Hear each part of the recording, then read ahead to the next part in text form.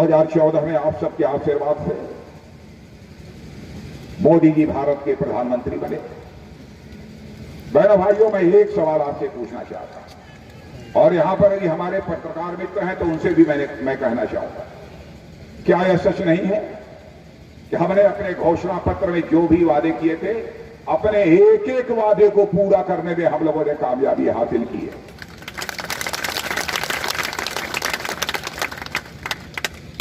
और आज भारत का मस्तक सारी दुनिया में ऊंचा हुआ है। भारत की विश्वसनीयता, भारत की साख सारी दुनिया में बढ़ी है। अंतर्राष्ट्रीय जगत में भारत की प्रतिष्ठा बढ़ी है। बहनों भाइयों, इसका श्रेय यदि मैं किसी को देना चाहता हूं तो भारत के प्रधानमंत्री नरेंद्र भाई मोदी को मैं देना चाहता हूं। भारत माता की जो जो वादे किए थे, मैं कुछ वादों की याद दिलाना चाहता हूं आपको। जब से हम लोगों ने भारतीय जनता पार्टी ही नहीं बल्कि भारतीय जनसंघ के रूप से अपनी राजनीतिक यात्रा प्रारंभ की, हर घोषणा पत्र में हम कहते थे हमारी यदि सरकार बनेगी तो जम्मू कश्मीर में जो धारा 370 लगी है उसके तहत जम्मू कश्मीर को जो विशेष दर्जा हासिल है उस हम विशेष दर्जे को समाप्त कर देंगे। बहनों भाइयों, मैं आपसे पूछना चाहता हूं, क्या यह सच नहीं है? भारत की संसद में पूर्ण बहुमत मिलने के बाद चुटकी बजाकर हमने धारा 370 को समाप्त कर दिया और जम्मू कश्मीर राज्य का भी वही दर्जा होगा जो देश के अंदर है।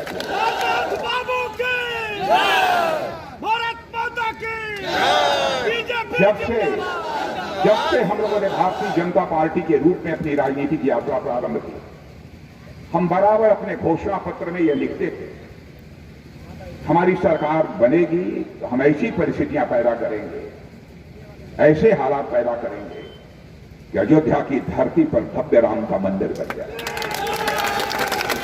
बहनों भाइयों, इस वादे को भी हम लोगों ने पूरा किया। भारत का जिस समय विभाजन हुआ था 1947 में, हम लोग नहीं चाहते थे भारत के दो टुकड़े होने चाहिए, भारत और पाकिस्तान दो देश बनने चाहिए। हमें नहीं चाहते थे, भारत एक रहना चाहिए, भारत अखंड रहना चाहिए। यह हम लोगों की हकत थी। लेकिन कुछ ऐसी ताकतें थी जिन्होंने विवश कर दिया और हिंदुओं का देश हिंदुस्तान, मुसलमानों का देश पाकिस्तान, ऐसा करके बंटवारा कर दिया। वैसे हम लोगों का यहां तक सवाल है, भारत के रहने वाले लोग हिंदू और मुसलमान के आधार पर हम कोई भेदभाव नहीं करते हैं बहनों भाई। लेकिन उस समय कुछ ताकतें ऐसी थी जिन्होंने इस आधार पर भारत का विभाजन करा दिया। भारत और पाकिस्तान बन गया। बहुत सारे मुस्लिम समाज के लोग भारत में रह गए। हमने उनके साथ कोई भेदभाव नहीं किया। बड़ी संख्या में हिंदू, सिख, पारसी, ईसाई, बौद्ध, जैन जो पाकिस्तान में रहते हैं, उनके ऊपर कैसा जुल्म ढाया गया, कैसा जुल्म ढाया गया। बड़ी संख्या में लोग पाकिस्तान छोड़कर भारत में आकर लंबे समय तक अपनी गुर्बत की जिंदगी जी रहे थे। बहनों भाइयों, हम लोगों ने वादा किया था यदि हमारी सरकार बन गई और पाकिस्तान के रहने वाले ऐसे अल्पसंख्यक यानी हिंदू, सिख, ईसाई, पारसी, जैन, बौद्ध जो भारत आएंगे, हम उनको भारत की नागरिकता प्रदान करेंगे। बहनों भाइयों, और हम लोगों ने भारत की नागरिकता प्रदान की है और उन्हें सम्मान की जिंदगी जीने का जो है पूरा हक दिया है। इतना ही नहीं, मुस्लिम बहनों के साथ किस प्रकार का जुल्म और अत्याचार होता था। 3 बार 3 तलाक तलाक तलाक बोलती थी और उस बहन से वह व्यक्ति अपनी जुदा हो जाता था, उससे छुट्टी ले लेता। सारी जिंदगी उसको किस तरीके से गुजारनी पड़ती थी यह बताने की आवश्यकता नहीं है। और 3 तलाक के कानून को भी समाप्त करने की हिम्मत यदि कोई कर पाया है तो केवल हमारी सरकार कर पाई है बहनों भाइयों, और कोई नहीं कर पाया। और यह सारी बातें मैं इसलिए कह रहा हूं, हम जो कहते हैं वो करते हैं। चाहे कोई पार्टी हो, चाहे कोई व्यक्ति हो, चाहे कोई संस्था हो, उसके जीवन की सबसे बड़ी पूंजी होती है भरोसा और विश्वास। कोशिश यही करनी चाहिए जीवन में विश्वास का संकट पैदा ना हो। पर मैं आप लोगों से भी कहना चाहता हूं, सारे नौजवान भी यहां पर खड़े हैं, सारे नौजवान भी यहां पर खड़े हैं, मैं जो कुछ भी बोलकर जा रहा हूं, यदि आपको यह लगे कि राजनाथ सिंह ने जो कहा था उसे नहीं किया, तो बहनों भाइयों आप मुझे पत्र लिख देना, सार्वजनिक रूप से मेरी आलोचना कर देना, मैं उसे स्वीकार कर लूंगा। क्योंकि जीवन में हमने राजनीति की है तो जनता की आंखों में धूल झोंक कर राजनीति नहीं की है, जनता की आंखों में आंख डालकर राजनीति।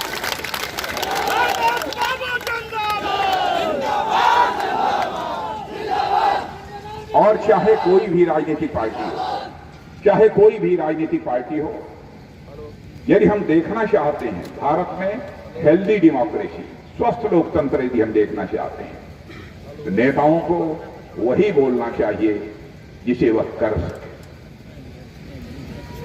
नीतीश जी के राज्य के 15 साल पहले की हुकूमत कैसी रही है मुझे बतलाने की जरूरत नहीं है। क्या क्या नहीं वादे किए गए, यदि शायद आंशिक रूप से भी वादे पूरे हो गए होते तो हमारा यह बिहार पता नहीं हिंदुस्तान में आज कितने राज्यों से आगे होता। लेकिन उन वादों को भी उन लोगों ने पूरा नहीं किया। इसलिए विश्वसनीयता, भरोसा सबसे बड़ी पूंजी। क्या यह सच नहीं है? हम लोगों ने कहा था हम आएंगे 2022 तक, जिनके पास पक्के मकान नहीं है उन्हें पक्के मकान मुहैया कराएंगे। बहनों भाइयों, हम पक्के मकान मुहैया करा रहे हैं कि नहीं करा रहे हैं? आप बताइए, पक्के मकान जिन लोगों के कच्चे हैं मुहैया करा रहे हैं कि नहीं करा रहे हैं? करा रहे हैं साहब। हम लोगों ने ऐसे कई वादे किए थे, कई वादे किए। शौचालय घर घर में बनवाएंगे। हो सकता है कहीं पर शौचालय कुछ खराब बने हो, कहीं पर अच्छे बने हो, यह कमी तो कहीं हो सकती है, लेकिन शौचालय बनवाने का सिलसिला यदि किसी ने प्रारंभ किया है तो हमारी सरकार ने किया है। और सबसे बड़ी बात जो याद दिलाना चाहता हूं आपको, राजीव गांधी जी भारत के प्रधानमंत्री थे। राजीव गांधी जी के प्रति हमारे मन में सम्मान है, भले ही वह दूसरी किसी राजनीतिक पार्टी के क्यों न हो, क्योंकि हमारे देश के वह प्रधानमंत्री किसी भी राजनीतिक पार्टी का हो, मैं यह मानता हूं वह स्वयं में संस्था होता है, इंस्टीट्यूशन होता है। उसके संबंध में अब शब्दों का प्रयोग नहीं किया जाना चाहिए, उसे कभी जलील नहीं किया जाना चाहिए, उसके प्रति सम्मान होना चाहिए। राजीव गांधी जी ने उस समय अपनी लाचारी व्यक्त करते हुए एक बार कहा था, क्या करूं मैं दिल्ली की बैंकों से 100 पैसा नीचे भेजता हूं तो नीचे बामुश्किल 16 पैसा पहुंच पाता था। यह लाचारी उस समय के प्रधानमंत्री राजीव गांधी ने व्यक्त की। राजीव गांधी जी की इस लाचारी को हमारे प्रधानमंत्री नरेंद्र भाई मोदी ने चुनौती के रूप में स्वीकार किया। बहनों भाइयों, और सरकार बनने के साथ ही यह फैसला कर लिया कि हम भारत में हर परिवार का अकाउंट बैंकों में खोलेंगे, हर एक परिवार का खाता बैंकों में खोलेंगे। बैंकों में खाता खुल गया कि नहीं, जरा हाथ उठाकर बताइए, बैंकों में खाता खुला है कि नहीं? क्या यह सच नहीं है? अब यदि दिल्ली के बैंकों से 100 पैसा निकलता है तो 99 पैसा नहीं बल्कि 100 का 100 पैसा सीधे आपके खाते में पहुंच जाता है। बहनों भाइयों, यह काम यदि किसी ने किया है तो हमें नरेंद्र भाई मोदी ने किया है। दृष्टि चाहिए, सोच चाहिए, काम करने की तड़पन चाहिए। क्या नहीं हो सकता? आयुष्मान भारत योजना की भी यहां पर मैं चर्चा करना चाहूंगा और मैं सचमुच धन्यवाद देना चाहता हूं नीतीश कुमार जी को, धन्यवाद देना चाहता हूं सुशील मोदी जी को, उनकी सरकार को। बड़ी संख्या में आयुष्मान भारत योजना को इस बिहार में लागू करने का काम किया है और मुझे मालूम है शायद अभी तक 2 लाख लोगों को ही केवल इसका लाभ मिल पाया है। आप लोगों को जानकारी होगी कि बहनों भाइयों, पहले बीमारी यदि होती थी, धन के अभाव में लोग अपना इलाज नहीं करा पाते थे, लेकिन अब 5 लाख रुपए तक का मुफ्त इलाज, भले ही वह झोपड़ी में रहने वाला क्यों न हो, वह आयुष्मान भारत योजना के अंतर्गत करा सकता है। यह पक्की व्यवस्था हम लोगों ने की है। और आज मैं आपको यकीन दिलाकर जाना चाहता हूं, यह योजना प्रारंभ हो चुकी है। करोड़ों लोग इस देश में इसका लाभ उठा रहे हैं। मुझे जो जानकारी प्राप्त हुई है, बिहार में लगभग 2 लाख लोग इसका लाभ उठा रहे हैं।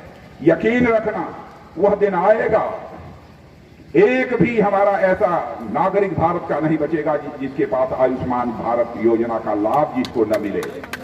यानी आप बीमार हो जाएंगे तो 5 लाख रुपए तक का इलाज एक साल में 5 लाख रुपए तक का इलाज मुफ्त होगा। यानी बीमारी आपकी एक साल में ठीक नहीं हुई तो दूसरे साल भी 5 लाख रुपए तक का इलाज आपका मुफ्त होगा। बहनों भाइयों, सारी दुनिया में इस प्रकार की योजना किसी भी देश में नहीं है, केवल भारत में है। लेकिन इस योजना को हमारी बिहार की सरकार ने भी यहां पर जो है लागू किया है। ऐसी बहुत सारी गैस सिलेंडर मुफ्त में, क्या कभी गरीब परिवारों में रहने वाले लोग सोच सकते थे? उन परिवारों की माताओं बहनों को भी गैस सिलेंडर से खाना बनाने का अवसर मिलेगा। यह सब, यदि मैं सारी योजनाओं की चर्चा करूं तो लंबा समय लगेगा। किसानों का जहां तक सवाल है, किसानों को गुमराह किया जा रहा है। बहनों भाइयों, किसानों की माली हालत सुधारने के लिए हम लोगों ने 3 बिल भारत की संसद से पास किया है। लेकिन कांग्रेस के लोग, दूसरी राजनीतिक पार्टियों के लोग इसका विरोध कर रहे हैं, आपको गुमराह कर रहे हैं। और मैं यकीन दिलाना चाहता हूं कि ये तीनों बिल लागू हो जाने के बाद 5 से लेकर 7 वर्षों के अंदर हिंदुस्तान के किसानों की माली हालत बदल जाएगी। बहनों भाइयों, इस प्रकार का बिल भारत की संसद से हम लोगों ने पास किया है। भारतीय जनता पार्टी जिंदाबाद, जिंदाबाद। मुझे इस बात की खुशी हुई है, यहां की बिहार की सरकार ने यहां पर पटना में एम्स खोला है, वहीं पर अन्य 11 जिलों में भी मेडिकल कॉलेजेस खुले हैं। मुझे यह जानकर भी खुशी हुई, यहां के सभी जिलों में इंजीनियरिंग कॉलेज खुल गए, पॉलिटेक्निक खुल गए। जितना अधिकतम हो सकता था यहां का विकास करने की कोशिश लोगों ने की। लेकिन बहनों भाइयों, एक मैं आपसे निवेदन नौजवानों से करना चाहता हूं विशेष रूप से। मैं दिल्ली में अखबारों में पढ़ा, किसी ने कोई नेता भाषण करने आया था, उसके बारे में अपशब्दों का प्रयोग कर, किसी के ऊपर किसी ने जूता उछाल के फेंक दिया। क्या बहनों भाइयों, बिहार की यही मर्यादा है? हमारे देश की यही मर्यादा है? हमारा विरोधी ही क्यों न हो, लेकिन मैं आपसे अपील करना चाहता हूं कि उसके लिए भी अपशब्दों का प्रयोग नहीं किया जाना चाहिए, गाली गलौज नहीं की जानी चाहिए।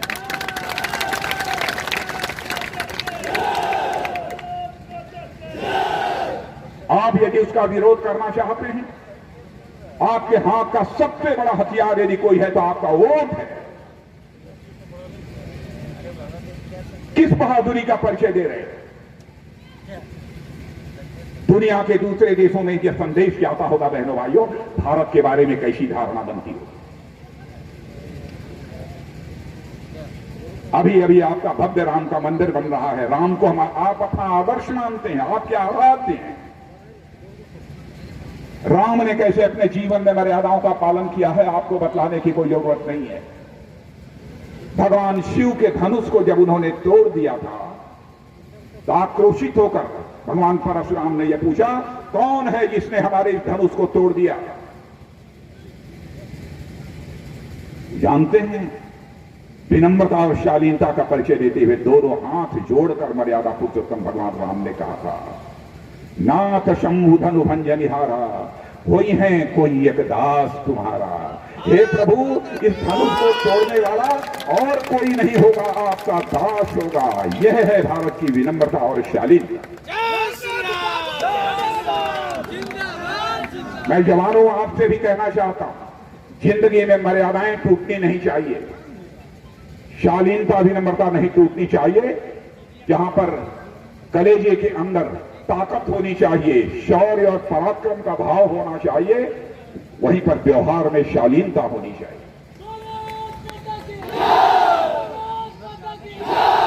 मैं सच बताऊं, मैं राजनीतिक क्षेत्र में काम कर रहा हूं, लेकिन जब इस प्रकार की हरकतों की जानकारी मुझे हासिल होती है, मेरे जैसे व्यक्ति को बेहद तकलीफ होती है। हम कहां देश को ले जाना चाहते हैं? मुझे तब भी तकलीफ होती है इस देश में जब जाति, पंथ, मजहब, भैया हमें जाति कहिए, हमके वोट दे दिया, यह सिलसिला भी बंद होना चाहिए। भारत के ऋषियों और मनीषियों ने जाति और पंथ के आधार पर देश चलाने की इजाजत हमको नहीं दी है। बहनों भाइयों, भारत एक ऐसा देश है और दुनिया का यही इकलौता देश है जिसने भारत में रहने वाले लोगों को ही अपने परिवार का सदस्य नहीं माना है, बल्कि पूरे विश्व की धरा पर रहने वाले लोगों को अपने परिवार का सदस्य यदि किसी देश ने माना है तो भारत ने माना है। वसुधैव कुटुंबकम का संदेश सारे विश्व को दिया। इसलिए मैं आपसे अनुरोध करना चाहता हूं, यह भगवान बुद्ध की धरती है बहनों भाइयों, भूलिए मत।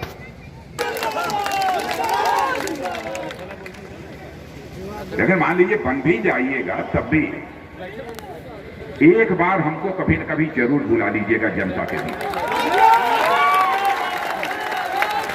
और बहनों भाइयों, यदि मैं जनता के बीच यदि आना चाहूंगा तो फूलों की हार पहनकर अपना स्वागत कराने के लिए नहीं आना चाहूंगा, बल्कि एक बार शीश झुकाकर जनता का अभिनंदन करने के लिए आना चाहूंगा, आपके प्रति आभार व्यक्त करने के लिए आना चाहूंगा। आप सबको बहुत बहुत धन्यवाद।